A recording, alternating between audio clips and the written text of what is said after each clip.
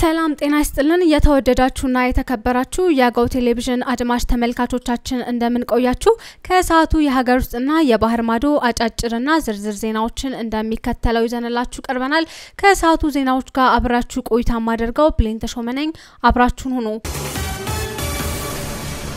መስፈርት ላላሟሉ የቄራ ድርጅቶች ፈቃድ የሰጡ አካላት በህግ ሊጠየቁ እንደሚገባ የኢፌድሪ የህዝብ ተወካዮች ምክር ቤት የመንግስት ወጪ አስተዳደርና ቁጥጥር ጉዳዮች ቋሚ ኮሚቴ አሳሰበ ቋሚ ኮሚቴው በኢትዮጵያ የግብርና ባለስልጣን የእንስሳት ቄራዎች አደረጃጀትና የስጋ ምርት አገልግሎት አሰጣጥ ውጤታማነትን በተመለከተ የተከናወነ ክዋኔ ኦዲት ሪፖርት መነሻ በማድረግ ውይይት አካሂዷል ማንኛውም ቄራ ሲገነባ በ5 ሄክታር መሬት ላይ እንዲያርፍና ከመኖሪያ አካባቢ ቢያንስ 500 ሜትር እንዲርቅ መስፈርት ወጥቷል በተጨማሪ መስፈርቱ የተለያየ ብናኝ ሽታና ጭስ ከሚወጡ ኢንዱስትሪዎች ቢያንስ 1 ኪሎ ሜትር እንዲርቅ ያስገድዳል በናሙና የታዩት ቄራዎች ይህንን አሟልተው እየሰሩ አለመሆኑ በክዋኔ ኦዲቱን ማረጋገጥ መቻሉን ቋሚ ኮሚቴው አስታውቋል ባለስልጣኑ የሚገነቡ የቄራዎችን መዝገብ እውቅና ከመስጠቱ በፊት የግንባታ ቦታ መረጣ መስፈርቱን ያሟላ መሆኑን ሊያረጋግጥ እንደሚገባ ቋሚ ኮሚቴው አሳስቧል የቋሚ ኮሚቴው ምክትል ሰብሳቢ ኢራሬ ሞሲሳ እንደገለጹት ሀገር በህግና በስርዓት እንጂ በሰዎች በጎ ፈቃድ አትተዳደርም ብለዋል መስፈርት ላላሟሉ የቄራ ድርጅቶች ፈቃድ የሰጡ አካላት በህግ እንዲጠየቁና ችግሩን ለመፍታት ከሚመለከታቸው ተቋማት ጋር በቅንጅት መስራት እንደሚገባ አሳስበዋል የሃይማኖት ተቋማት የድምጽ ብክለት ችግሮችን ህግና ስርዓትን በተከተለ መልኩ ማስተካከል እንደሚጠበቅባቸው ተገለጸ በአዲስ አበባ ከተማ ሰላምና ጸጥታ ቢሮ የመንግስት ሃይማኖት ተቋማት ግንኙነትና ትብብር በሚል መሪ ሐሳብ ውይይት ተካሂዷል የአዲስ አበባ ከተማ ሰላምና ጸጥታ አስተዳደር ምክትል ቢሮ ኃላፊ አቶ ተስፋዬ ጫኔ እንደገለጹት በሰላም ግንባታ ሂደት ውስጥ የሃይማኖት ተቋማት ሚና ትልቅ ነው ብለዋል መንግስትና ሃይማኖት የሚያለያያቸው ነገሮች ቢኖርም ተመጋጋቢ መሆናቸውን ጠቅሰው ለዜጎች ጥቅም ሲባል በጋራ ሊሰሩ እንደሚገባ አስገንዝበዋል ለአዲስ አበባ ከተማ ሰላም መረጋገጥ የሃይማኖት ተቋማት ያላቸው አስተዋጽኦ ከፍተኛ መሆኑን አንስተው መንግስትና ሃይማኖት ዜጋን በስነ ምግባርና ሞራል ለመቅረጽ አብረው እንደሚሰሩ ጠቅሰው በሀገር ሰላምና አብሮነት በልማት የሀገርን ህግ በማክበር በጋራ እንደሚሰሩ ጠቁመዋል በሀገረ መንግስት ግንባታ ውስጥ የሃይማኖት ተቋማት ሚና የጎላ መሆኑን ገልጸው የሃይማኖት ተቋማት የድምጽ ብክለት ችግሮችን ህግና ስርዓት በተከተለ መልኩ ማስተካከያ ሊያደርጉ እንደሚገባ በመድረኩ ተነስቷል የዲጂታል ዘርፉ ከጊዜ ወደ ጊዜ እያደገ የመጣ ሲሆን ቴክኖሎጂውን ተከትሎ የሚመጡ ማጭበርበሮች እንዳይኖሩ የተለያዩ ስልጠናዎችን እየሰጠ መሆኑን የኢኖቬሽንና ቴክኖሎጂ ሚኒስቴር አስታወቀ የዲጂታል ኮሚኒቲ ባለሙያ በኃይሉ ዘውዱ በዲጂታል በፋይናንስ ዘርፍ ወደ ስራ የተለያዩ መተግበሪያዎችን መዝኖና ገምግሞ ወደ ስራ እንደሚገባ ተናግረዋል አያይዘውም ለአጭበርባሪዎች ተጋላጭ እንዳይሆን ስራዎች እንደሚሰሩም ነው የተናገሩት ከዚህም አንፃር ለቴክኖሎጂ ባለሙያዎች የተለያዩ ስልጠናዎችን የማመቻቸትና የማሰልጠን ስራ እንደሚሰራም ጠቅሰዋል በተጨማሪም በተለያዩ ዘርፎች ከህብረተሰቡ ጋር ያለውን የዲጂታል አገልግሎቶች አጠቃቀም ማሻሻል እያሳየ እንደሚገኝም ተናግረዋል መንግስት የተለያዩ አገልግሎቶችና ክፍያዎችን በዲጂታል በኩል እንዲሰጥ እያደረገ እንደሆነ ይታወቃል በቀጣዮቹ 5 አመታት የንጹህ ውሃ መጠጥ አቅርቦት ተደራሽነትን 100% ለማድረስ እየተሰራ መሆኑን የውሃና ኢነርጂ ሚኒስቴር አስታወቀ የውሃና ኢነርጂ ሚኒስቴር ኢንጂነር ሀብታሙ ኢታፍ እንዳሉት በዚህ አመት የንጹህ ውሃ መጠጥ አቅርቦት ተደራሽነት 72% ለማድረስ እየተሰራ ነው ብለዋል ባለፉት 4 አመታት የንጹህ ውሃ መጠጥ አቅርቦት ለ17 ሚሊዮን ህዝብ ተደራሽ መደረጉን ጠቅሰው በፈረንጆች 2030 ለማህበረሰቡ ሙሉ በሙሉ ተደራሽ እንዲሆን እየተሰራ መሆኑን ገልጸዋል አሁን ላይ ከበጀት ባሻገር ብድር በመውሰድ ጭምር የማህበረሰቡን የንጹህ ውሃ መጠጥ አቅርቦት ችግር የሚቀርፉ በርካታ ስራዎች እየተከናወኑ መሆኑን ማስረድተዋል ባለፉት 4 አመታት እንደ ሀገር 205 ትምህርት ቤቶች የንጹህ ውሃ መጠጥ አቅርቦት በግቢያቸው እንዲያገኙ ማድረግ መቻሉንም አንስተዋል በሌላ በኩል ግንባታቸው ተጠናቆ ወደ ስራ ያልገቡ የውሃ ፕሮጀክቶች በፍጥነት ወደ ስራ እንዲገቡ ይደረጋል ነው ያሉት ውድ ተመልካቾቻችን ዜናዎቻችን እንደቀጠሉ ናቸው። አሁን ደግሞ በዝርዝር ወደምንመለከታቸው ዜናዎች እናልፋለን።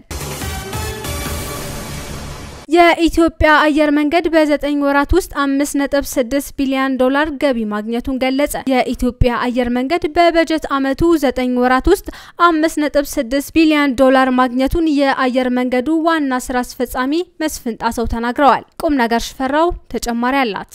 አየር መንገዱ ባለፉት 9 ወራት ውስጥ 14 ሚሊዮን 500 ሺህ የሚጠጉ መንገደኞችን ማጓጓዙንም አስታውቋል። ይህም ካለፈው ዓመት ተመሳሳይ ወቅት ጋር ሲነጻጸር የ8% ብልጫ አሳይቷል ብለዋል።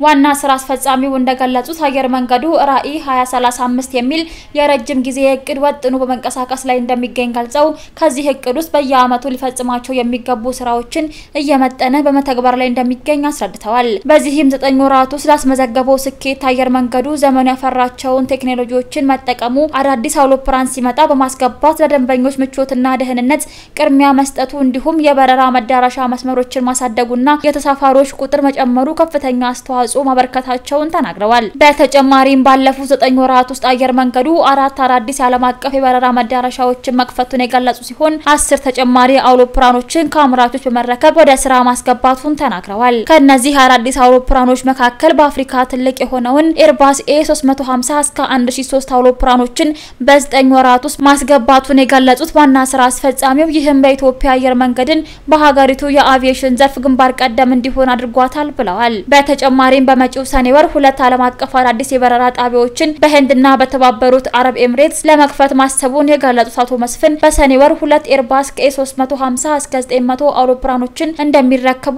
አስረድተዋል። የኢትዮጵያ አየር መንገድ ባለፉት 9 ወራት 14 ሚሊዮን 500 ሺህ የሚጠጉ መንገደኞችን ማጓጓዙን የገለጹም ሲሆን ይህም ካለፈው ዓመት ተመሳሳይ ወቅት ጋር ሲነጻጸር የ13% እድገት አሳይቷል ብለዋል። በተጨማሪም የኢትዮጵያ አየር መንገድ በርካታ የመሰረተ ልማት ስራዎችን በመስራት ላይ እንደሚገኝ በማንሳት ዓለም አቀፍ ደረጃውን የጠበቀ የአቪዬሽን ማዕከል የመመስረት የረጅም ጊዜ ግቡን እየተገበረ እንደሚገኝም ተናግረዋል። ከዚህም ውስጥ ተጠቃሹ በቢሾፍቱ የሚገነባው አዲስ ግዙፍ አየር መንገድ መሆኑን በመግለጽ ግንባታው በሚቀጥለው ዓመት ህዳር ወር ላይ እንደሚጀመር ተናግረዋል። በተጨማሪም የሀገር ውስጥ የአየር ትራንስፖርት አገልግሎትን ለማስፋፋት በርካታ አዳዲስ ኤርፖርቶችን በመገንባት ላይ እንገኛለን ያሉም ሲሆን 2 አየር መንገዶች በሚቀጥሉት 2 ወራት ውስጥ ተጠናቀው እንደሚመረቁም ተናግረዋል። ኢትዮጵያ በአረንጓዴ ልማትና በኮንስትራክሽን ዘርፍ በርካታ የስራ ዕድል እየፈጠረች መሆኗ የሚደነቅ ነው ሲሉ የዓለም ስራ ድርጅት የስራ ልማትና ኢንቨስትመንት ክፍል ኃላፊ ሚቶቱስ ካማቶ ገለጹ። ኢትዮጵያ 20ኛውን የዓለም ስራ ድርጅት ቀጠናዊ ስብሰባ በብቃት በማስተናገድ በታዳሚዎች ዘንድ እውቅና ተችሯታል ተብሏል። ስማቸው ታፈረ ተጨማሪ ያለው ኢትዮጵያ በአረንጓዴ ልማትና በኮንስትራክሽን ዘርፍ በርካታ የስራ ዕድል የፈጠረች መሆኗ የሚደነቅ ነው ሲሉ የዓለም የስራ ድርጅት የልማትና ኢንቨስትመንት ክፍል ኃላፊ ቱስካሞቶ ገልጸዋል። ኢትዮጵያ ለ20ኛው የዓለም የስራ ድርጅት ቀጠናዊ ስብሰባ በብቃት በማስተናገድ በታዳሚዎች ዘንድ እውቅና ተችሯታል። በአዲስ አበባ የተገነቡ የአረንጓዴ ልማት፣ የቱሪዝም ስፍራዎች፣ የኢንዱስትሪ ፓርኮችና የኮሪደር ልማት ፕሮጀክቶችን በመጎብኘት ኢትዮጵያ የስራ ዕድል መፍጠሯ ለዘላቂ ልማት ትኩረት መስጠቷን አረጋግጠዋል። የዓለም የስራ ድርጅት የስራ የልማትና የኢንቨስትመንት ክፍል ኃላፊዋ ለኢዜአ እንዳሉት በአዲስ አበባ የተጀመረው የኮንስትራክሽን ዘርፍ በርካታ የስራ ዕድል መፍጠሩንም የሚደነቅ ነው ብለዋል። ወደ አዲስ አበባ የመጡት ከ8 ዓመታት በፊት ኢትዮጵያ ለ17ኛው የዓለም የስራ ድርጅት አህጉራዊ ስብሰባ ስታስተናግድ ነበር ያሉት ኃላፊዋ አሁን ላይ አስደናቂ ለውጦች መመልከታቸውንም ገልጸዋል። በአዲስ አበባ በርካታ የተገነቡና በመገንባት ላይ ያሉ ፕሮጀክት መኖራቸውን ገልጸው የኮንስትራክሽን ስራዎች ኢንቨስትመንትን በመሳብ ሰፊ የስራ ዕድል እየፈጠሩ ነው ብለዋል።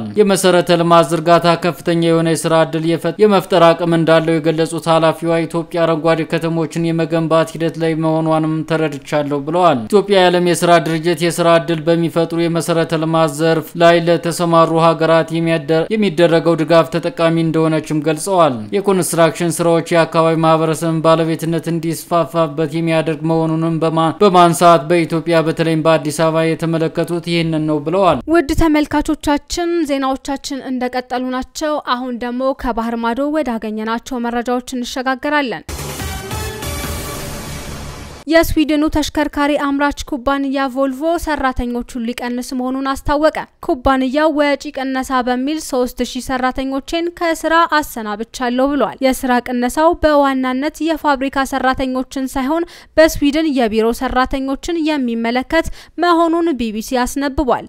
ይህም በቻይናው ጊሊ ሆልዲንግ ኩባንያ ባለቤትነት የሚተዳደረው ኩባንያ የቢሮ ሰራተኞችን 15 በመቶውን የሚሸፍኑ መሆኑን ዘገባውን አመላክቷል።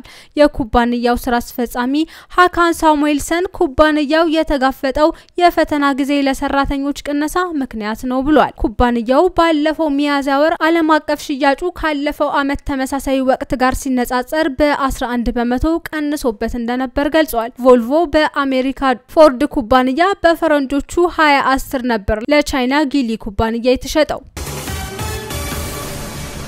እስራኤል ባደረሰችው የአየር ጥቃት በትምህርት ቤት የተጠለሉ ሰዎች ተገደሉ። እስራኤል በጋዛ ባደረሰችው የአየር ጥቃት በትምህርት ቤት ህንጻ ውስጥ ተጠልለው የነበሩ ቢያንስ 54 ፍልስጤማውያን መገደላቸውን የሆስፒታሉ ዳይሬክተሮች ለቢቢሲ ገልጸዋል። በጋዛ የሚገኘው ፈሃም አልጃርጋዊ ትምህርት ቤት ውስጥ በመቶዎች የሚቆጠሩ ከቤት የተፈናቀሉ ሰዎች ተጠልለውበታል። እስራኤልም በአካባቢው ከፍተኛ ድብደባ እየፈጸመች ነው ብለዋል። ከተገደሉት 54 ሰዎች መካከል ትምህርት ቤት ውስጥ ተጠልለው የነበሩ ቢያንስ 35 ሰዎች እንደሚገኙበትና የተቀሩት በአካባቢው ተጠልለው እንደነበር ተገልጿል። በሐማስ የሚመራው የጋዛ መከላከያ እንዳለው 2 መጠለያ ውስጥ የነበሩ ክፍሎች በእሳት ከጋዩ በኋላ የህፃናቱን ጨምሮ ብዙ አስክሬኖች በቦታው ታይተዋል፣ ሰውነታቸውም እንደተቃጠለ ተገልጿል ብለዋል። የእስራኤል መከላከያ ሚኒስቴር የሐማስና ኢስላሚክ ጂሃድ መቆጣጠሪያ ኢላማ ማድረጉን አስታውቋል።